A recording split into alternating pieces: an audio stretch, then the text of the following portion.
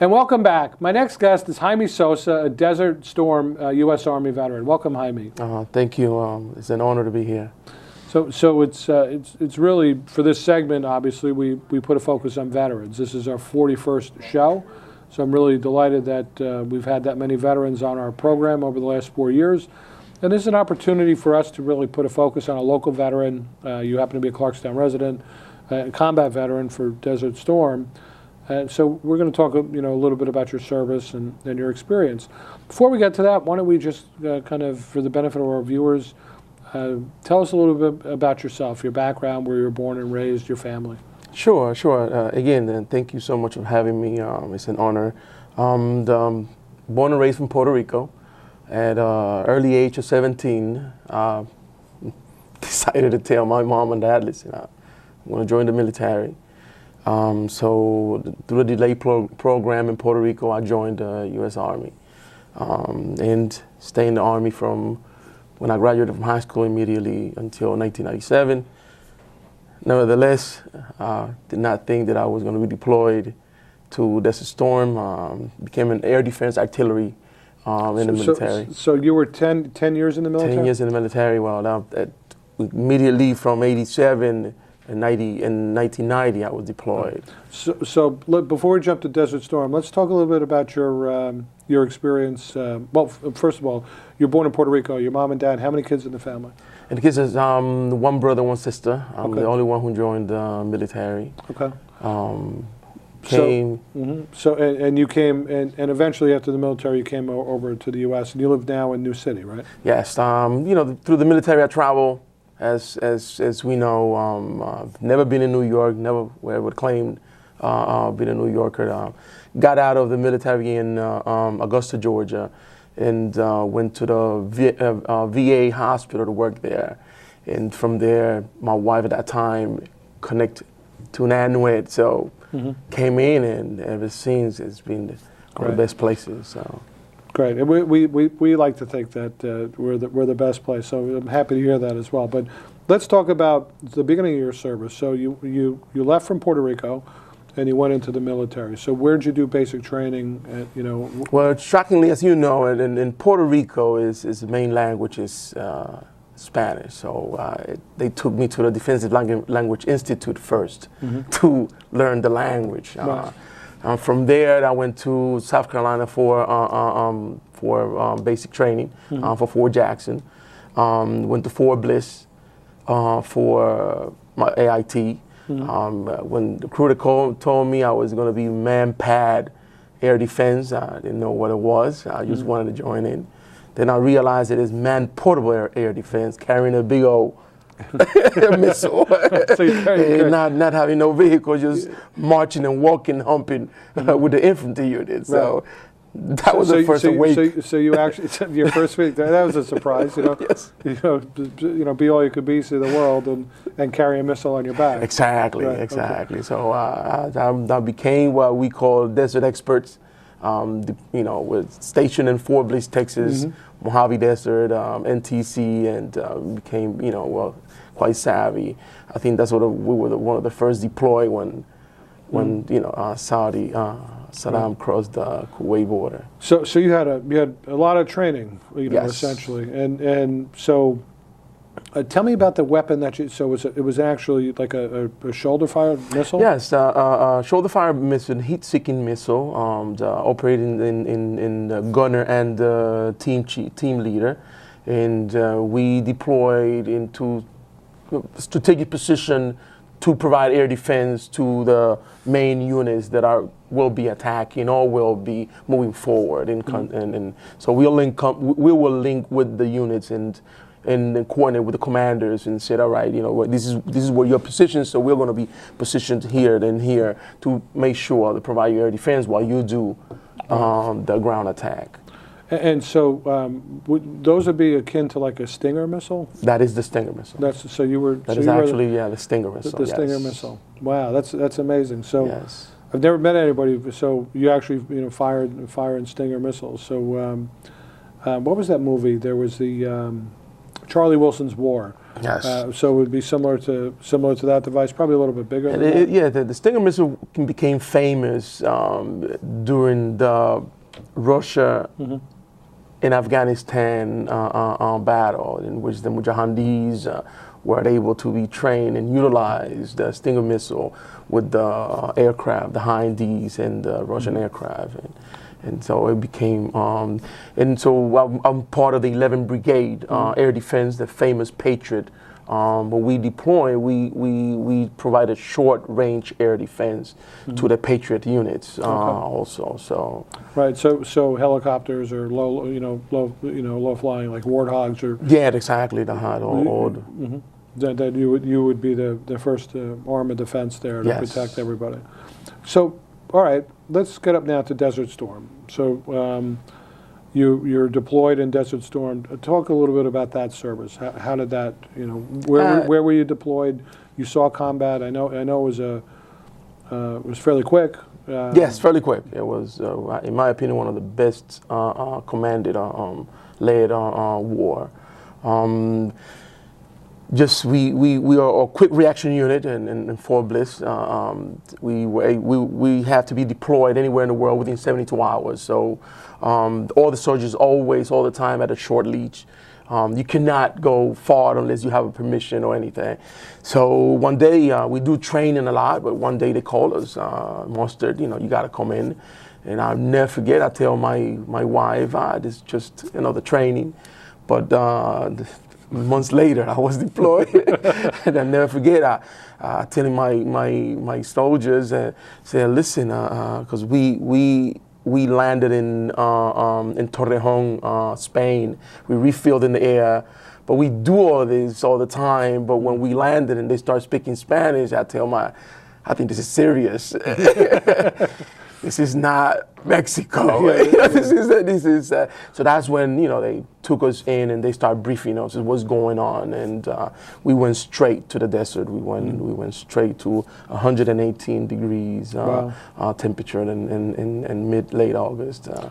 And starting, we did not know what was coming on. We would not know the enemy. We would not know anything. But we were some of the first forces that were there. So as I recall, the actual shooting war started, and with troops moving in January, correct? Yes, yes. So you were there. And you're right. August was very, very quick. You were probably one of the first units that President. It was just a shield. Right. Exactly. It was a defensive posture. Right. More than anything. Then you're right. In January, we started the ground forces, and it was quick. And we did. We crossed. We would ride. Always we're at the border, near the border, and that's what we moved in. The shield and Desert Storm took most of the airplanes. So my weapon, and we became infantry units because my weapon now is not used. So we were giving support to the tankers and infantry units. Right. And so did you? I mean, obviously you're right because there was a prolonged air campaign. Yes, air campaign and bombing. So they took care of the majority or all the air defense, air power from Iraq. I think some of the most shocking through all that events were the missions that we had to do. They'll call us at 2, 3 o'clock in the morning because we always have to deploy as an advanced party. As you have the main unit and it has a mission that 0500, we have to be in position at 3 o'clock in the morning. So that'll be me, 21-year-old, with my gunner, 20-year-old, at night navigating behind enemy lines and strategically place ourselves without being detected and set up shop until and they were so quick. By the time you set up shop, then they call you. You got to move forward, and it was. So we always by ourselves. That's what I think with some of the shocking, the fear came. And plus, you're out behind enemy lines. Exactly. I mean, you're a forward element always. Yes, all the time. It's like they say about paratroopers; they're always surrounded. They're always surrounded. You were always surrounded, for the most part, moving ahead. So at the end of Desert Storm. You continued in the military for a number of years. What'd you do after Desert Storm? Where'd you go? Well, I learned my lesson. I said, if I stay in the military, I have to change. my job. Luckily, they had this opportunity to become a licensed practical nurse, 91 Charlie through the Army. So I worked around and created a package and then sent it, hoping they'll pick me, and yes, they did. So I changed my job from combat MOS to a healthcare MOS. That's great. So that was my interview into what I call now my calling, nursing. Through the military, escaping. I'm not going to go back to the front line. This is not for me.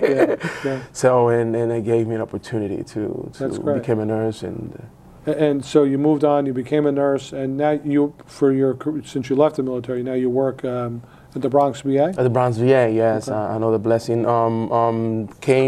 Finished my education, paid by the VA and held by the military, and of course our best university in the United States, Rockland Community College. It's the most secret kept, mini Harvard, I call it. So I became a nurse through the RCC and continue. I was an LPN in the Bronx VA and continued, moved into the RN position, took care as a charge nurse in the ED, worked as an inpatient, worked in areas, and about 8 years ago was promoted to a hospital administrator and nursing supervisor. So more of a leadership and coaching and mentoring position that I'm truly enjoying now. Well, you have a very, very compelling very, very compelling story. What would you say is some of your most memorable experiences? I'm going to ask you this two ways, and we've got about 2 minutes left. What was your most compelling experience in combat, and what's your most compelling experience now working in the VA with veterans? My most compelling and shocking that it still comes, as I said, at least once a week. It was the highway of death. To seeing the horrendous killing, destruction of the enemy. It was for a 21-year-old. It was just incredible, and that's what I call myself a PTSD survivor. Pushed me and gave me the strength to use this, into my career and helping veterans. My concern, and through the VA, I have done a lot and been able to touch the veteran. And I said that I'm maxed out here in the VA. What now? So then it's about 2-3 years ago now, I have dedicated myself to the community at an arm's reach. Now if you invite me, I'm there. If you have a meeting, I'm there. Because now as a certified coach and mentor through the VA, our young veterans need this. The transition that I suffer from when I left the military to my success today, if it wouldn't be from the town, if it wouldn't be from the community, from the family, if it wouldn't be from the VA, from RCC, the holistic approach of the package that I received is what I call it has to be replicated to. So I took it upon myself now that if you invite me, I'm there. If you have a committee, I'm just gonna bust the door and I'm gonna come in to make sure that that we're going the right way. So you're involved in the Veterans Affairs agency. You're involved as a peer mentor with the Joseph Dwyer program. You're involved with Jonathan Barnwell up at RCC with the veterans group up there. Just absolutely incredible volunteers, and that you're giving back to the community. And with American Legion Post 199 in Spring Valley, and with the Rockland Community Task Force for veteran, anything. They're absolutely incredible. Jaime, I want to thank you. We're out of time, but thank you. I want to thank you for your dedicated service to our country, your service in combat, your service in the military, and your ongoing service now that you're continuing to help veterans and help folks within our community. You have a remarkable personal story, and thank you. And you're really to be commended for everything that you've done, not just serving our country, but in giving back to our community and to our veterans in particular. Thank you. Thank you. It was an honor. Thank you. Thank you. Stay tuned for Steve Ungerleiner, our Clarkstown Fire Inspector, coming up.